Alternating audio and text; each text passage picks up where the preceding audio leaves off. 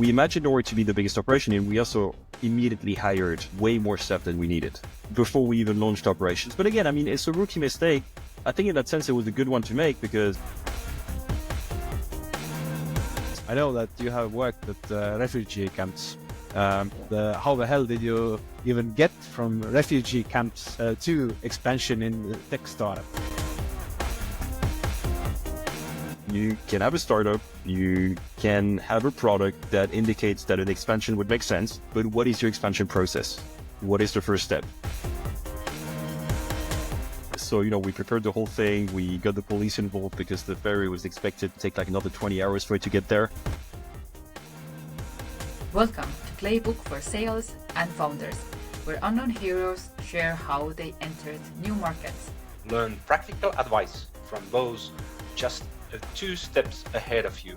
Our next unknown hero is Anton, I know that I didn't pronounce your name correctly, but I'm really happy that you are here today. Knowing from my own experience, expanding business is really difficult because every new country sounds really exciting, but it's always full of unexpected challenges. And we know each other for quite a long time. And I would admire about you that you can take like really complex information and break it down really simple and easy and clear. You can go through so many different information, government website that I think normal people will go nuts, and you were like, oh, this is interesting. And you have a fascinating story about expanding a Tesla car rental business into different countries. That is the main topic we're going to talk about today. Plus, you're holding a master's degree in international law. So international law, it sounds already so complicated. What does it mean? And you help different companies by advising in-house operations, bringing structure to chaos. And right now you're working in Nordea. It's a bank, if somebody doesn't know, and it's focusing on improving financial crime prevention. That's a lot of things that you have done for a person who is 30. As we talked previously before we started to recording, that you have a great experience of how to not learn from success and how to learn from success, how to go gut feeling to data-driven decisions and counterintuitive choices that turned out to be the right ones. You had success in Estonia, and it led you think that same formula will work in other markets, but it didn't went that as you expected. So what happened there and what did you learn? Okay, so first of all, hi both. Good to be here. Thank you for the introduction. So since we're talking about expansion, let me maybe share a bit of background. I supported a startup a couple of years ago in many different, let's say, aspects, but primarily with their expansion needs across the Nordics and the Baltics, and some other countries such as the Czech Republic, Iceland, and so on. This was a minute-based car rental business, very similar to Bolt, for example. The only difference is that the focus of this particular company was electric vehicles and primarily Teslas. The way it started when I joined at first, which is very much the case, I would say, for pretty much anyone joining a new startup that just recently started getting external funding, it's that everybody does a bit of everything, which is great because it's really good to learn. I joined when this company had already initiated their expansion to Finland, and it was already decided to launch operations in Norway. I joined with, let's say, the purpose to support with the paperwork on one side, but also supporting the, let's say, logistical deployment to this new country. In that case, for Norway, the decision was at first kind of supported by the idea that, we're launching a minute-based car rental service in, let's say, the top electric vehicle market in Europe. It has to work. Of course, there were other metrics that were considered, but looking back, and if we compare that particular expansion to the ones that followed up later, it is clear that all the homework had not been done. Looking back, it's learning from the mistakes that we made, but it's also clear that in this case, gut feeling is not, let's say, the only factor that should drive the decisions, especially when we're talking about expensive items such as expanding and launching an entire fleet of countries to another country that is quite far away from the initial one being Estonia. Right? So you said that this decision was based on more of a gut feeling and not all homework was done. What was missing? What homework they skipped? Good point. So, of course, at first, if we look at the car rental business and we think of expanding, well, we look initially like what is our value proposition. In that particular case, it was about making car rental fun again. So no paperwork, no queues at the counters, and also getting to use cars that are actually fun to drive. Back then, Tesla was still a relatively new thing. Most people had not had the chance to actually try a Tesla. So, of course, we looked at the value proposition, and I mean, the argument was there. Yes, their service is great. Yes, the service is better than legacy car rental companies. But when I'm talking about homework, I think additional homework would have been to, well, do an actual market study that goes beyond the understanding of whether EVs, so electric vehicles, are already adopted in Norway. In that case, we knew that it was the case. Norway subsidized the purchase of electric vehicles for private customers a lot, but that alone, even though it sounded like it could have been a good metric to look at to make a decision on expansion, was not one. You have to consider other topics, right? Other areas. So how is the public transportation? Is it good? Is it bad? Well, Norway has a relatively good public transportation. How is the infrastructure? How's the parking situation? How's the charging situation? So, of course, it was ticking a lot of the boxes, right? So charging infrastructure, amazing. Roads in general, Norway has amazing roads. Public transport, great public transport. So in that case, okay, well, what are we bringing to that market that Norway doesn't already have? And are there any competitors? Are there any other companies that are working? And are there any companies that ever tried to launch a similar service? And are they still existing? Do they not? And overall, what is the demand? I think one of the most important metrics in this one is to do some sort of market segmentation, like in which areas of that particular market are you filling a gap? I think all these things were not, let's say, done to the extent that they should have. What was your excitement when you went there regarding expansion? So the first thing was obviously to open an entity in the country and also understand what is the local regulation, but also understand how much is it going to cost us to bring cars? Should we purchase them directly or should we import them from another country? So there's all these little questions where the primary goal here is to see like how much it's going to cost us and does it make any sense at all? So you have all these little things, but then there's other administrative questions that you need to answer. Am I opening a branch of my existing company in Estonia, or am I opening a subsidiary, meaning its very own legal entity responsible with its own share capital, for which the, let's say, primary company based in Estonia is not legally responsible for, but not financially accountable for, right? Like there's all these little questions where in some countries it makes more sense, for example, to open a subsidiary. In other countries, it makes more sense to open a branch of an existing company in Estonia. Things, bits and pieces that we were piecing together that also served us for future expansions after. So what's your recommendation, understanding the legal framework, how much it's going to cost me to open up the subsidiary, or should I do it my home countries? What's the fastest way to obtain this information? Are there any tips you can give to the startups who face the same issue? Absolutely. So the first thing is, there are countries where it's much easier than in others. That opening a company in Estonia takes, 15, 20 minutes. For other countries, it's much more complex. There's way more bureaucracy, and it really depends on the country that we're talking about. If we talk about Germany, for example, this took, I think, 6 or 7 months, and we tried to do this by ourselves at first, but it was so complicated that we ended up hiring a firm. And we've done this for other countries as well. We did this for the Czech Republic. We did this for Lithuania, for Latvia. I actually did it by myself. But so I would say the conclusion here is that the decision on whether you're opening a branch or a subsidiary, it depends on the country. But I think this is something that it's worth researching that topic, because we did have an experience where in Iceland, for example, we were first recommended to open a branch. In the end, we ended up opening a subsidiary because it made more sense. In some instances, it can cost you a lot of money, one or another. What I would recommend is that when it seems to be a little bit more complicated than it should in any country, it's to hire an external firm that is specialized in incorporating companies. It doesn't cost as much as one could think. They basically enable you to centralize all your branches and subsidiaries into one interface. You have like a mailing service. They do take care of the incorporation of your company. That just send you a bunch of KYC forms that you need to fill up. I think that is one, it's a tremendous amount of time saving, but it's also something that really takes your responsibility of making a costly mistake away. So I think those are super important to keep in mind. At first, I was doing all the paperwork myself everywhere.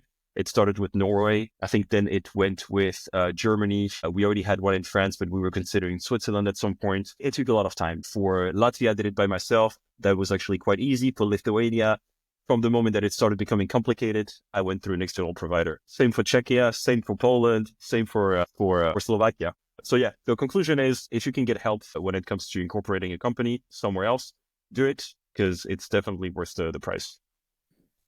But did you have the budget and timeline when you had to open in another country? Because you explained Germany, it took like 6 months plus to open. You didn't do brand there. Like, what was the timeline and time pressure from opening?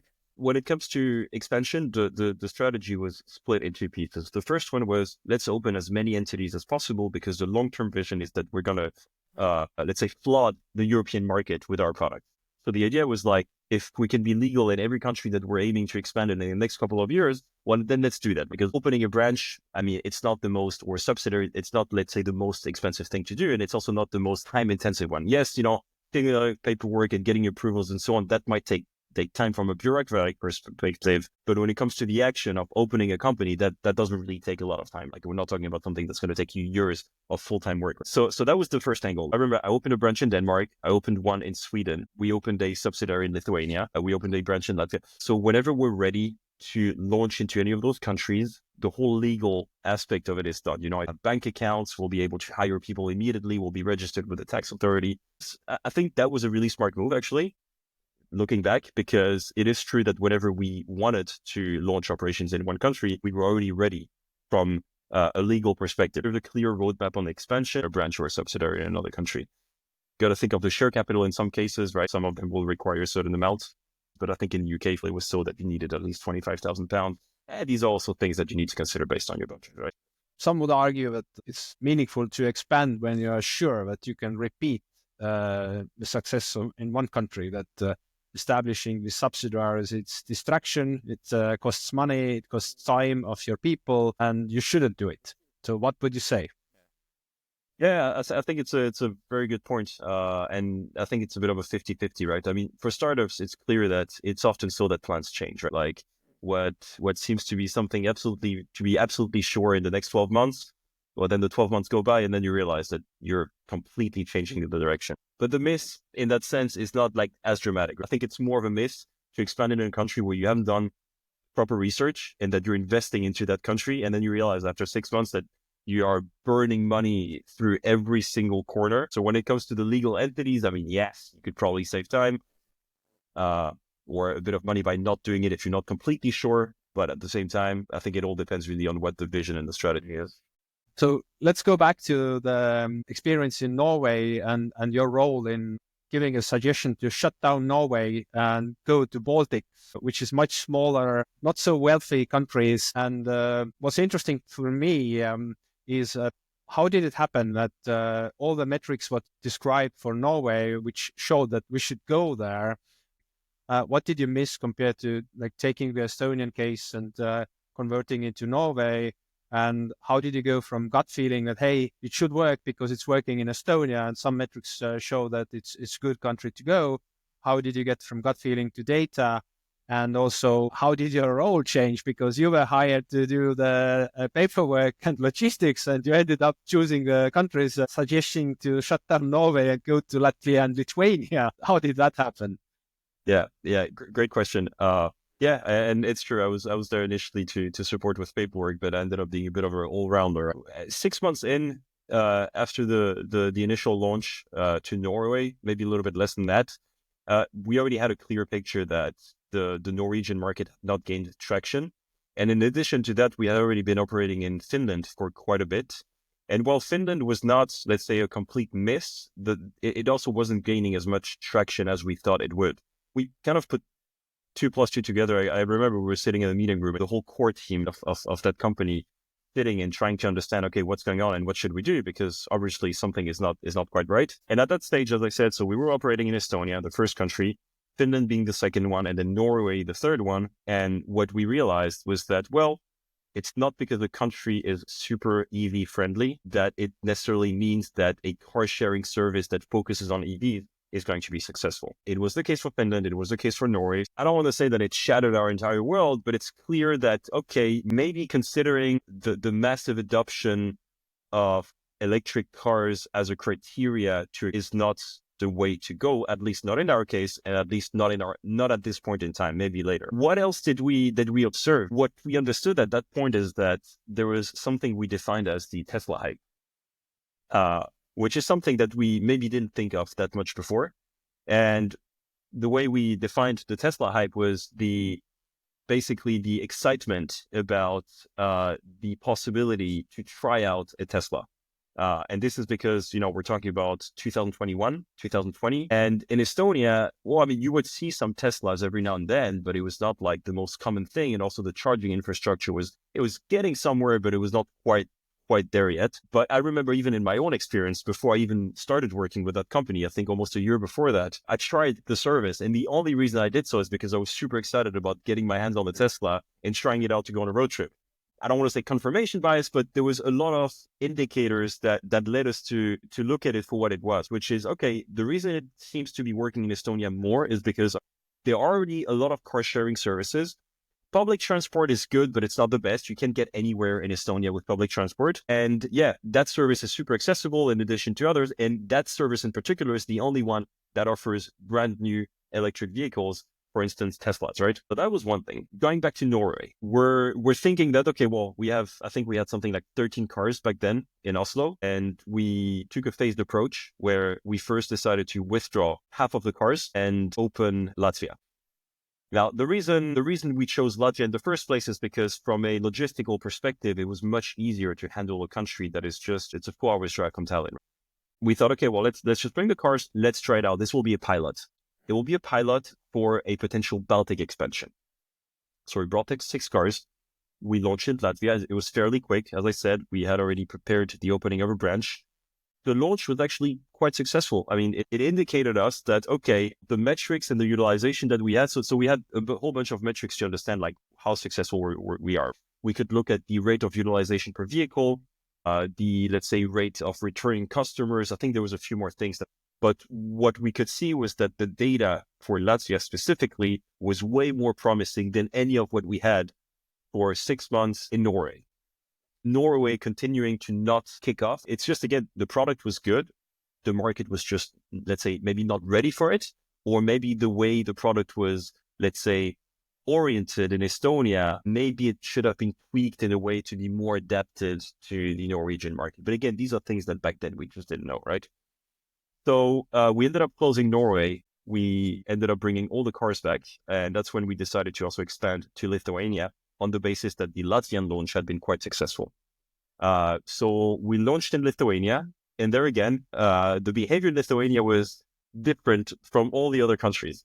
So this was just yet another learning point. We actually opened in Vilnius and in Kaunas simultaneously. And the value proposition that we had was that for the Baltic region, you could basically take a car from any of the cities and drive it to the other city from another country with no extra fee. We were actually the only provider that were offering this kind of service without like insane fees. And at some point, it was actually even cheaper to travel from Tallinn to Riga than they would have with a Toyota Corolla from City. It was all these little details that made the proposition of our particular product quite appealing for the Baltic region. The company learned a lesson that for every new country, you started to look more at the metrics before entering, or was it still hard? That I know that you see something working and you start to feel that you have a magic superpowers of prediction, and you kind of forget to look at the metrics and still go with gut feeling. So how was it in your case?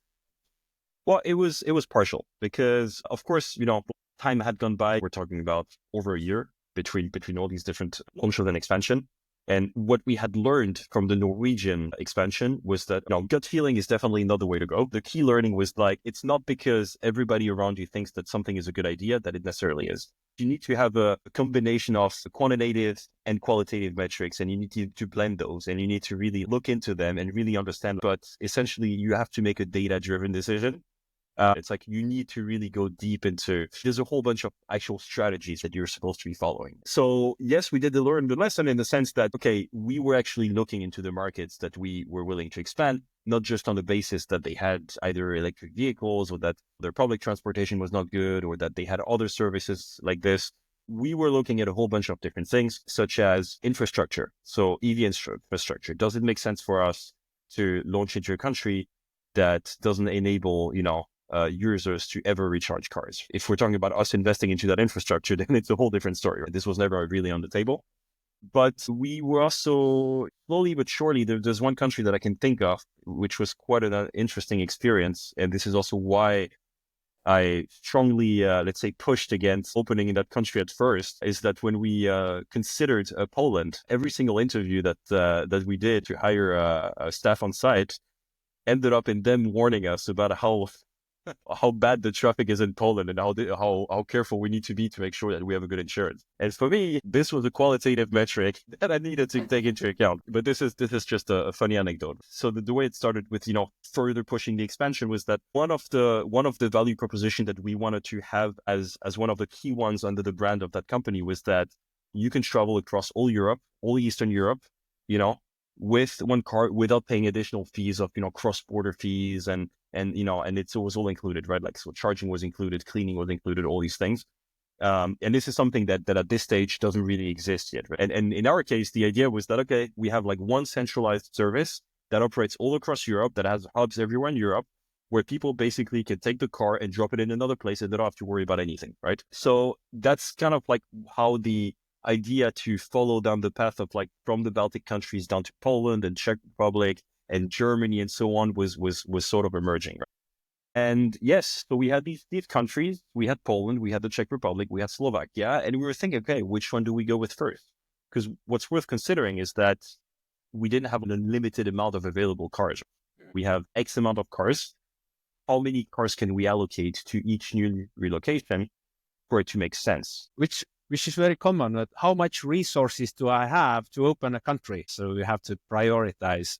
So how did you solve this prioritization exercise? For us, looking at the next steps was a combination of, we have X amount of cars. We would like to open Poland, for example, but okay, what is there to consider in Poland besides the feedback that we got from the interviews? Okay, Warsaw would be the largest city that we have ever operated in. So that would be your first one. And this is something that I remember actually emphasizing quite a bit, but there still was, this component missing of using actionable insights, but also not necessarily replicating the approach that we took in one specific country on the basis that each country is different and the traction will be different, right? Do we want to open Poland? It's a massive country. EV infrastructure is not that great. There are competitors that have over 1,000 cars. So we know that the Tesla hype is one factor. If there's a Tesla hype, well, that's a competitive edge. Like, we're offering a service that people are actually interested in. But then the other thing is, well, how's the infrastructure on site? Is the city friendly for such a service? So you look at all those, and I think that's how we came to the decision to initially not open Poland, but go with the Czech Republic.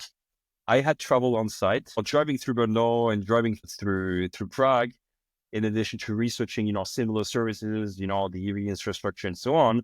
In my opinion, based on, again, the experience that I had, accumulated over the previous expansions, was that, okay, if we really want to expand and we have to choose between the two countries, the Czech Republic makes more sense to me, right? So what was the data besides your gut feeling and driving through Brno and Prague and seeing that, these are much nicer cities than Warsaw? One of the reasons why I started becoming interested in the Czech Republic is because I recently assisted to that conference, which was focused on shared mobility. It was financed by the European Union.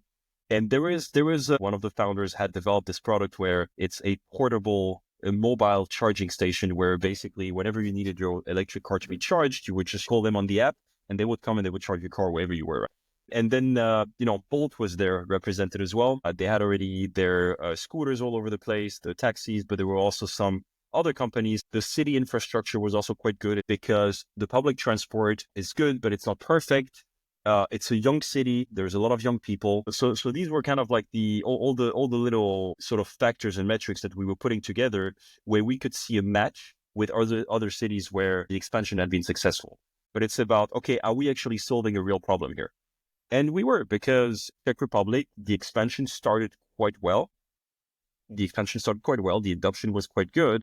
Enjoying Playbook for sales and founders? Follow us on LinkedIn and join our exclusive Slack community to connect with founders and sales pros for tips and updates.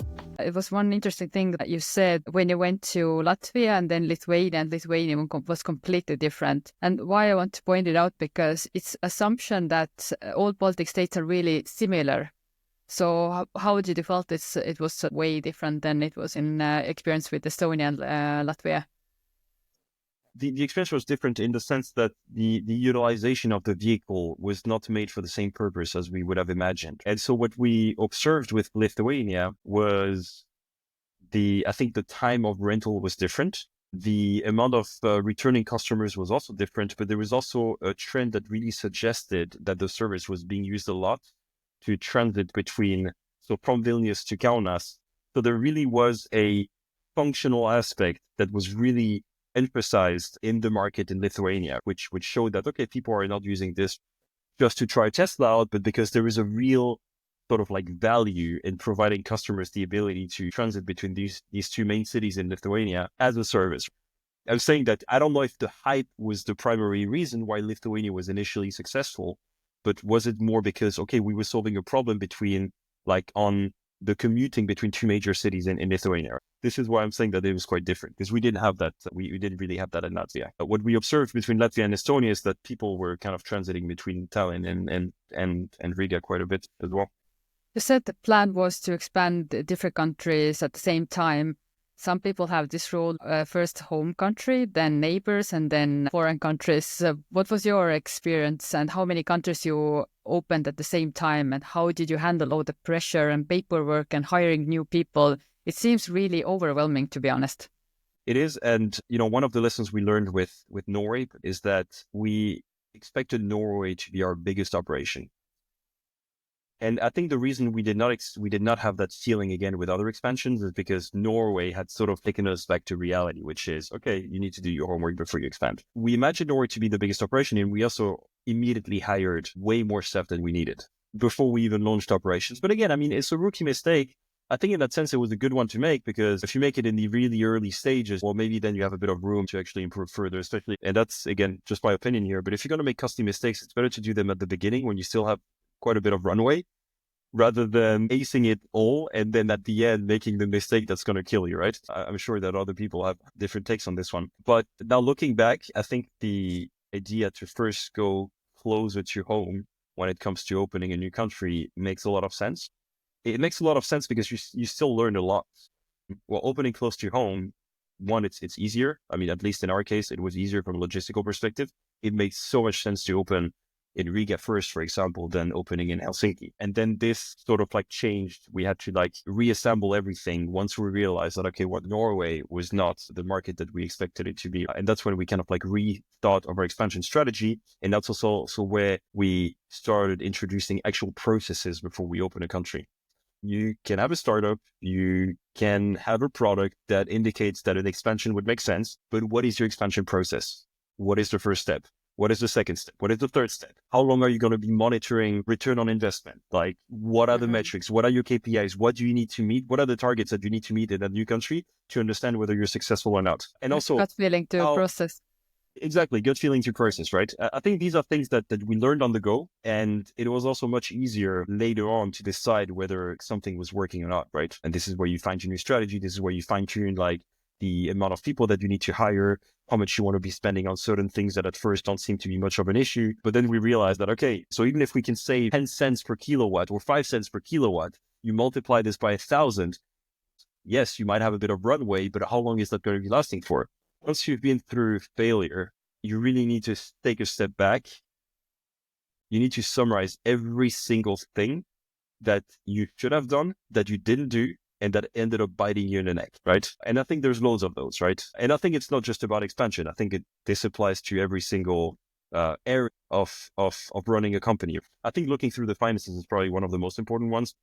How do you know effectively how long you're going to be lasting with this? And are you combining this with the amount of income that you're expecting? Are you combining this with the amount of expenses that you will be having, operating expenses, and so on and so on? And are you clear that this is exactly how long you have?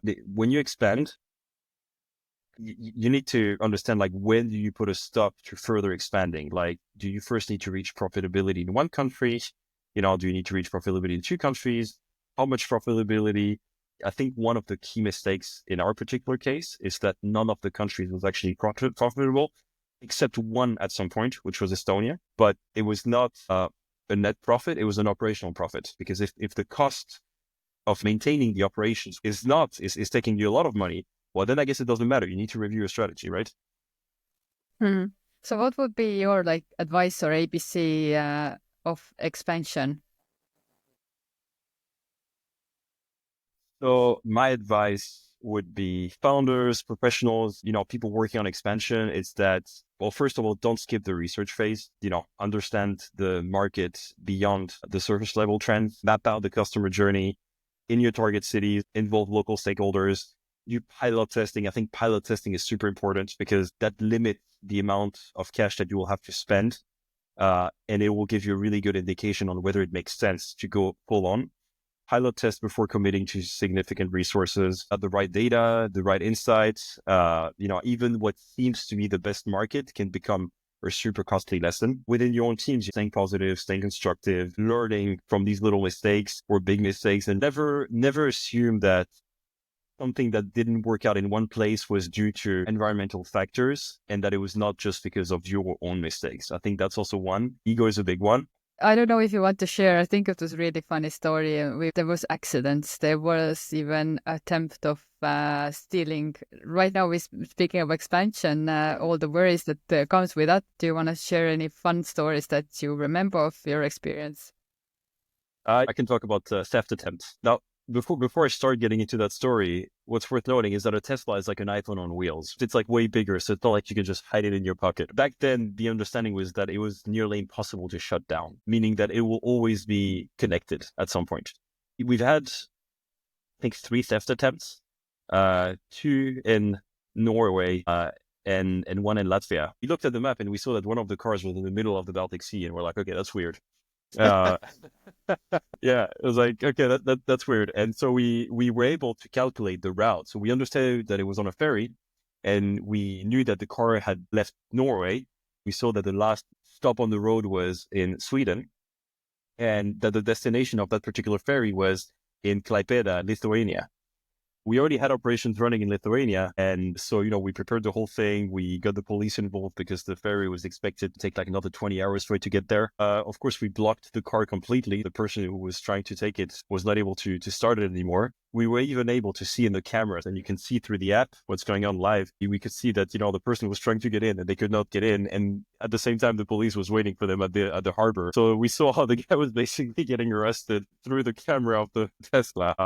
Yeah. And then, our local operations manager basically picked it up. I have to ask one question before we close it. I know that you have worked at refugee camps.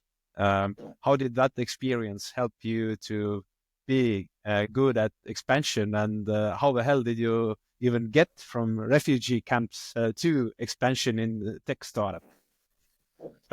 Well, I don't know if I'm good at expansion, but I've definitely learned a lot from it. Well, this was my initial career path. I worked in the humanitarian world, and I was involved in 2015, probably one of the largest humanitarian crises that we've had in our century, at least in Europe, which was taking place on the Greek shores. So mainly on the Greek islands that are really close to Turkey. And this basically led to a massive human movement across the region. And what I was doing there was basically emergency response, crowd coordination.